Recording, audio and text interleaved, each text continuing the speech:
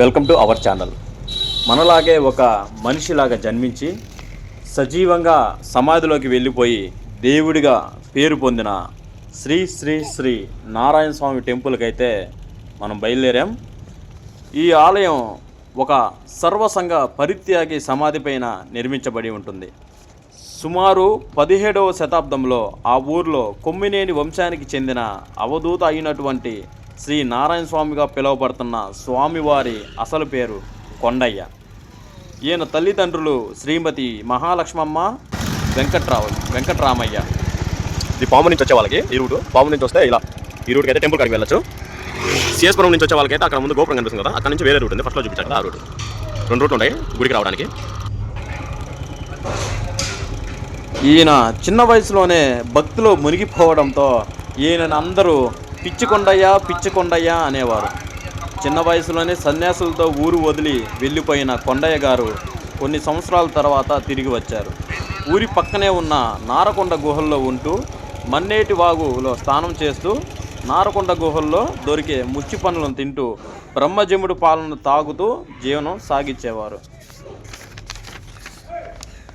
ఒకరోజు ఒక మహనీయుడు ఆయనను పిలిచి మంత్రోపదేశం చేశారని, ఇక ముందు నారాయణ స్వామిగా పిలువబడతావని చెప్పి మాయమయ్యారని, అప్పటి నుండి నారకొండ గుహల్లో తపస్సు చేసుకుంటున్న ఆయన తర్వాత కాలంలో శ్రీ నారాయణ స్వామిగా ప్రసిద్ధిగాంచినారని, సుమారు 32 సంవత్సరాల వయస్సులో ఆషాఢ బహుళ సప్తమి ఆదివారం రోజు సమాధిలో నుండే భక్తులను అనుగ్రహిస్తానని సజీవంగా సమాధిలోకి వెళ్ళిపోయారు.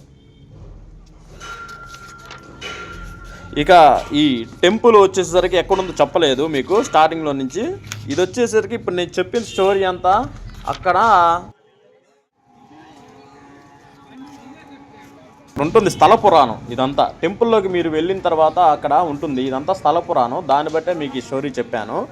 సో ఈ టెంపుల్ వచ్చేసరికి కేవలం ఆదివారం మాత్రమే ప్రజలు ఇక్కడికి ఎక్కువ శాతంలో వస్తుంటారు భక్తులు. ఎందుకంటే ఇక్కడ వచ్చి స్వామివారిని దర్శించి ఆదివారం అక్కడ నిద్ర చేస్తే మంచిదని చాలామంది అయితే నమ్ముతూ ఉంటారు. అందుకే కేవలం ఆదివారం ఒక్కరోజు మాత్రమే అక్కడికి భక్తులు అయితే వస్తుంటారు.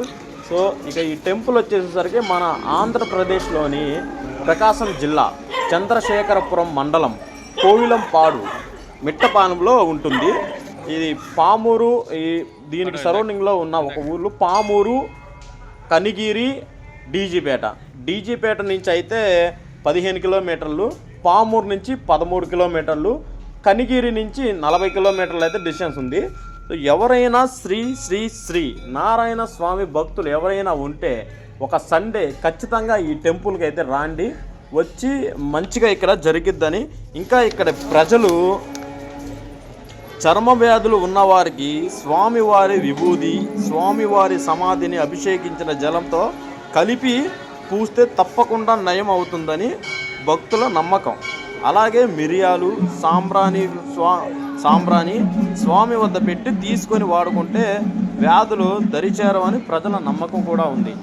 సో ఇదన్నమాట ఈ శ్రీ శ్రీ శ్రీ నారాయణ స్వామి వారి టెంపుల్ అనమాట. ఇది టెంపుల్, ఇదంతా స్థల పురాణం. అక్కడికి వెళ్ళారంటే మీరు అక్కడ ఉంటుంది, క్లియర్గా మీరు చదువుకోవచ్చు. సో ఎవరైనా సరే శ్రీ శ్రీ శ్రీ నారాయణ స్వామి భక్తులు ఎవరైనా ఉంటే కోవిలంపాడుకి అయితే వెళ్ళండి. ఆదివారం, కేవలం ఆదివారం మాత్రమే. ఇక అక్కడ స్టే చేయడానికి కానివ్వండి ఎటువంటి ఇబ్బంది లేదు. ఇక్కడ భోజనాలు కూడా ఆదివారం పూట నిర్వహిస్తారు, భోజనాలు కూడా పెడతారు. మధ్యాహ్నం పూట, సాయంత్రం కూడా పెట్టచ్చు, మేబీ నాకు తెలీదు క్లియర్గా, సాయంత్రం కూడా తెలియదు. కానీ మధ్యాహ్నం అయితే ఖచ్చితంగా భోజనాలు కూడా ఉంటాయి. ఎవరైనా దూరాభారం నుంచి వెళ్ళిన వాళ్ళకి ఎటువంటి ఇబ్బంది కలగకుండా దేవస్థానం యాజమాన్యమే ఇవన్నీ చూసుకుంటూ ఉంటారు. అక్కడ పడుకోవడానికి కానివ్వండి, భోజనానికి కానీ ఎటువంటి ఇబ్బంది అయితే ఉండదు.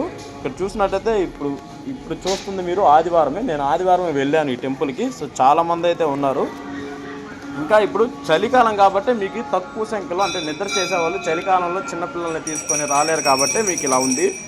నార్మల్గా ఎండాకాలంలో అట్లా అయితే ఇంకా హెవీగా బాగా ఉంటుంది.